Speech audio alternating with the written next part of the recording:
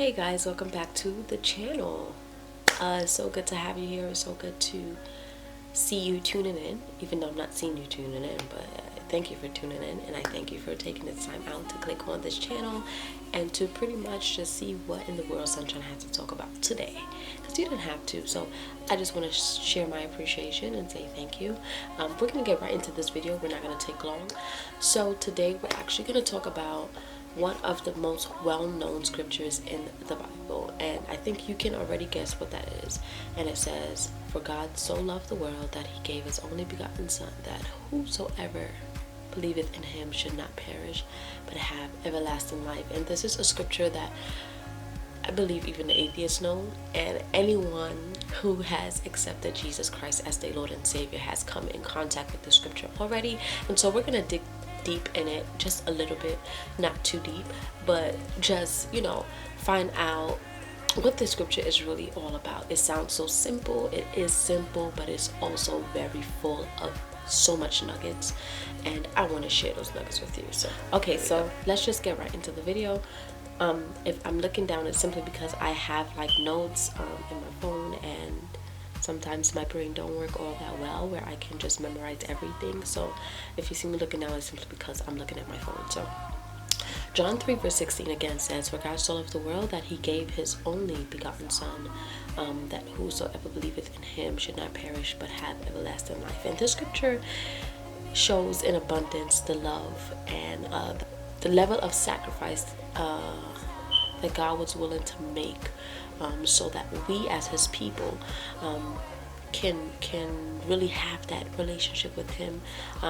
In the very beginning of the Bible, God was mainly after relationship over religion, and so what we see here is God is calling us back into relationship with him by giving us his best.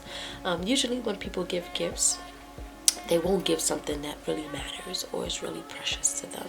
Like, there's no man on earth who, I don't care who they are, who would really sit down and say, you know what, I'm gonna sacrifice my child. Me, for example, like, honestly, when I have a child, when God bless me with a child, for me to say that I'm giving up my child to like kill my child for everybody, that's gonna be very hard. But it just shows the level of love that God has for us, even those who did not know him, even those who knew him and rejected him. He made the sacrifice for everyone. There was no limit on who this gift could have reached. It was for everyone who believed in Jesus, who believed that he was the Son of God and is the Son of God. And what I love about this gift, it wasn't just for the time period in which this gift was sacrificed, or Jesus was sacrificed. It was for years to come. And that's the beauty about this gift, is that everyone can receive it. Gifts are usually given to people whom you love, right? Christmas, birthdays, like, a lot of people will not just go to someone who hate them or did them wrong or did them grimy and say, "Hey, I have a gift for you." Like, that takes a whole great amount of maturity that a lot of people do not have.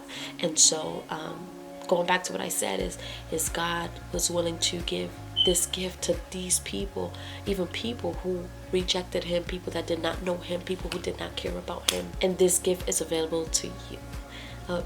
It's available to me, and I'm just so grateful that God loved me so much that he did not withhold this gift from me. The great thing about this gift is it's attached to other gifts. So it's not just one gift. It's like a gift wrapped in a gift and a gift and a gift and a gift. It's like a bunch of gifts in one. And the reason why I said that is because Jesus Christ is a gift himself. Just his name, it makes me smile, because he is such a great God. He's such a great Lord. He's such a great Savior. But Jesus Christ is a gift. The Father gave Jesus Christ to us as a gift. And in Jesus Christ, we have so many other gifts. We have hope. We have joy. We have peace. We have life. And a lot of people will say, yeah, we have life because we are alive. But there's a very well-known quote that says, you can be alive and not living. And I believe you start to live when you come in contact with Christ, because it is then that you really understand your true potential, your full potential. understand what you are here for, understand your purpose, you get true joy, you get true peace, you get true happiness, you get true life. And life is not, a lot of Christians or believers believe like life starts after this, but life starts when you accept Jesus Christ. And life is full abundance of love, full abundance of peace, full abundance of joy. And does that mean that we won't face issues, or we won't get into issues, or we won't have problems, or we won't have testings, or we won't have seasons? No. It simply means that, yeah, there are moments we will have it, but we still have these gifts. And these gifts is something that God never takes away. Christ is saying that I will give you life more abundantly, like in abundance. It just shows that we can be alive, but we don't have life in abundance. And we come in contact and experience that full abundance of life when we believe in Christ, and when we surrender our life to Him, and when we walk with Him and have a relationship with Him and the Trinity. If you look at one of the greatest history books of all times, which is the Bible, it really shows the level of wickedness that mankind was in. And even today we see it. And in that time, people knew of God but did not know God. And through this gift, through Jesus Christ, we were saved to know God, because He was the essence of God. He was God in man body. He was God in a human form. And we were saved. We were brought back into a right relationship with God. I encourage you today, whoever's listening, continue to press to have that relationship with God, to continue to seek His face and talk to Him. There's no relationship where communication is not necessary. Communication is a very big thing. You know someone by speaking to them, and vice versa. I encourage you to, first, if you have a relationship, to keep that relationship. And if you don't, I encourage you to try a relationship with Jesus, to try a relationship with the Father and the Holy Spirit. And once you meet one, you meet all, which is such a great thing. But I really encourage you to try that relationship. This does not mean that your walk will be easy, but it gives you a reason to keep walking. This doesn't mean that your pressing won't be easy, but it gives you a reason to keep pressing. This does not mean that this race will be easy, but it gives you a reason to keep running. And with Jesus, just know that you have the abundance of everything that you would desire in your heart. He did not come to destroy you. He did not come to hurt you. He came to restore you. He came to bring you back into a full relationship with Him, because God created all of us as His image. And who does not want to hang around someone like themselves? He wants to hang around you. He want to chill with you. He want to chill with you.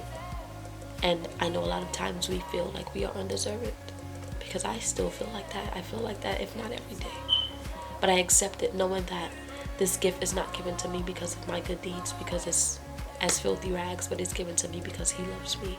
And I rest on His words. I rest on the thought that He loves me enough to give me His best. Sometimes I question, why me? I always say this like this little girl. I'm literally little, I'm 5'2". Like this little girl, why would you ever give your best for me? I am, if not the worst. But His love has no boundaries, and His love has no limits. So if you ever feel like that, He would love to give you the best of Himself. So I just want to encourage you with this text. For God so loved you. For God so loved the world that he gave his best. He gave his son.